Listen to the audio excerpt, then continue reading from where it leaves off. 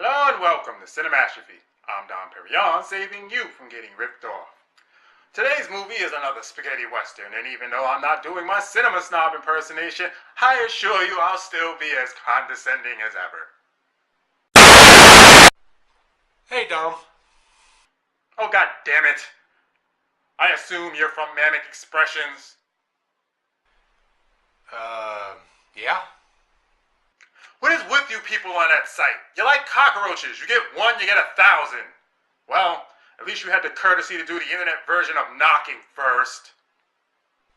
Well, thank you, I guess. So what do you want, Walker Nerdy Ranger? I have a show to do. I'm Big Black Hat Man, and I'm Manic Expressions expert on westerns. Why is everyone on that site a self-proclaimed expert at something? But you know what? I'm the best in the world at what I do. Know your role and shut your mouth.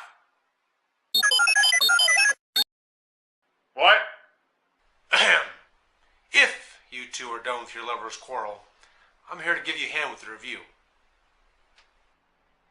Well, I guess that would save me from doing research on this thing. Go ahead, knock yourself out. Spaghetti westerns were westerns shot over in Europe, specifically Italy and Spain. They were made popular in the mid-60s by Sergio Leone and Clint Eastwood, with the Dollars trilogy, a fistful of dollars for a few dollars more in the good, the bad, and the ugly. Now there were other westerns released about the same time. Now specifically in 1966 there was Django, starring Franco Nero and directed by Sergio Corbucci. It was so popular and so well known because of its violence. Yeah, it was much more violent than most westerns of the period. So Django became associated with more violent westerns. It was so popular, the Django name got tagged on tons of westerns, including Quentin Tarantino's recent effort. In fact, every Franco Nero western released in Germany was given the Django somewhere in the title, and there were tons of westerns with other stars. John Philip Law did a Django, and this Django is just another one of those many westerns. And let me tell you something about spaghetti westerns and the Django franchise. Not a big budget, not well acted, just kind of produced. Are you going to eat that?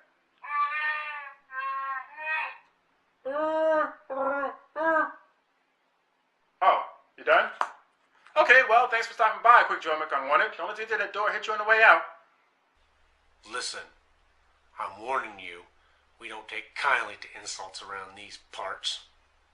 Parts? What parts? Besides, I'm going to review the whole movie with you. That's what you think, Dork Ranger. Why isn't this working? Damn you, thin walls!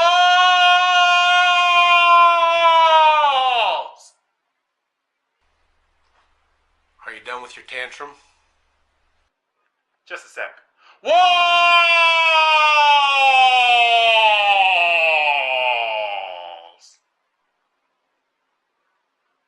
Okay, I'm good. And he calls me a dork. Okay, big boy. We all in, all right. Yeah, making my money out in this whole baby.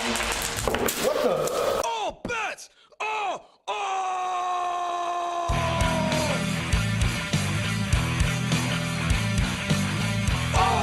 Bets wrong! Bets wrong! What the fuck did you think? What the hell I was going to do? Every time I stand in front of you, so you don't have disrespect. How far can you take that bullshit? Now it's time to get this shit on! Oh! That's wrong! Oh! That's wrong! Oh! That's wrong! Oh! That's wrong!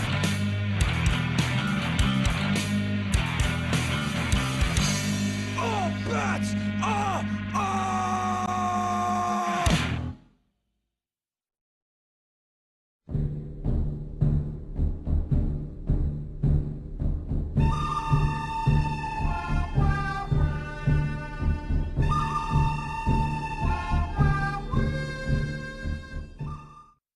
The movie opens up with four guys standing around and are what I think is talking to each other.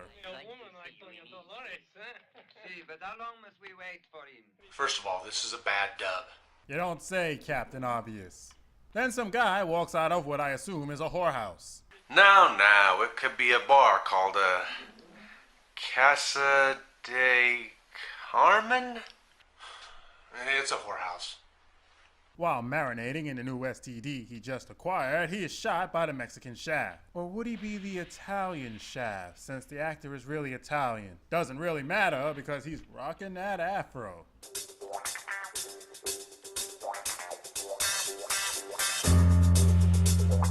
Then a bunch of guys ride in and shoot up the place and then just leave. My guess is they came to kill that guy, but someone beat him to it. Okay, Pedro, I've come to set up a... Ah, shit. Now what do we do? Well, boss, we can always go to Taco Bell. Adelante! Vamos! The voy regulares come! Pronto! Enter title sequence. I don't get this title either. Django cuts price corpses. So is Django a seller of corpses in this movie, or does he buy corpses at cut prices? I'm confused. That's what you're confused about? Anyway, during the title sequence, a girl is kidnapped and her parents are killed over a map to a gold mine.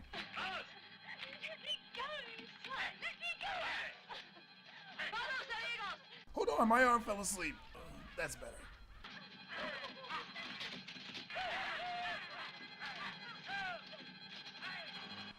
This composer's trying way too hard to be Morricone. Who? Oh, for crying out loud, just... Never mind. We get the custom writing somewhere during the credits, followed by a bar fight. What the hell? Some guy was shot, a girl was kidnapped in a random bar fight. What is going on? What is going on? Although, can you really call this a bar fight? They don't even have a guy in the corner playing a piano. What? Did you think all bar fights in the Old West had a guy playing the piano through the entire thing? Yes. God, you're stupid. Pedro, why did you die? Oh, Pedro mio, why did you leave me here all alone? What you should be asking is why our agent got her such a horrible gig. Django shows up just in time to see people being tossed out of a window. Oh, don't mind that guy. He's just high from eating too much donkey shit. It's more fun than a revolution! Oh, sorry, senor. That guy went through the window and he's unscathed. Hell, he's standing up. Hey, I was hit by a car on the 3rd floor of my apartment 6 weeks ago, so I buy it. Django sends Senor Igor here to go get a carpenter. Why? I don't know. Once inside, he involves himself in the fight and makes friends with the big guy. Yeah, well, Django here can call himself Jeff Cameron all he wants, but it won't make him any more American.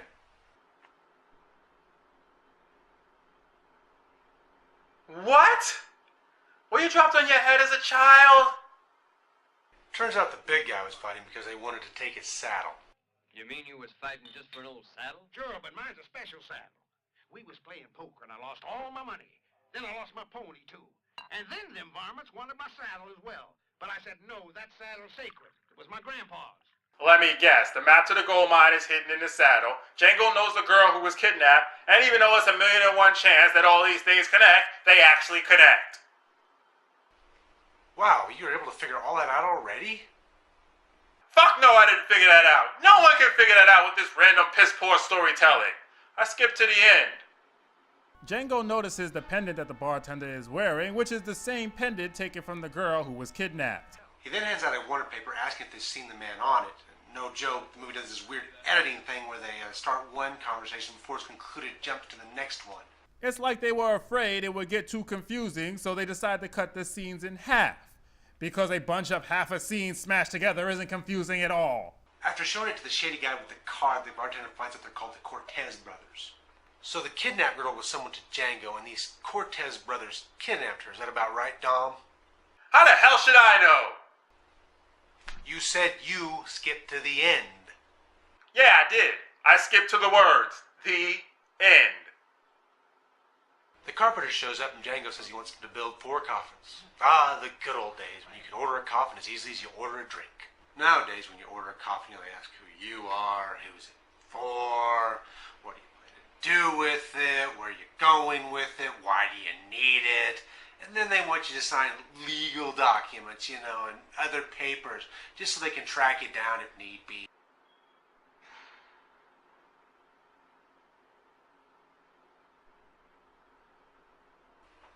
What? A woman dressed in Billy the Kid's Three Amigo outfit overhears them and decides to try and fight Django. Face to face. Then turn around, Gringo. And yet, it's still a better fight than the one between the Thing and Dr. Doom and the Fantastic Four. Little boys shouldn't fool around with firearms. Does he really think that's a bore, or is he just that dumb? He's just that dumb. Not that it actually matters, since Saddle Man goes all Indiana Jones on her ass.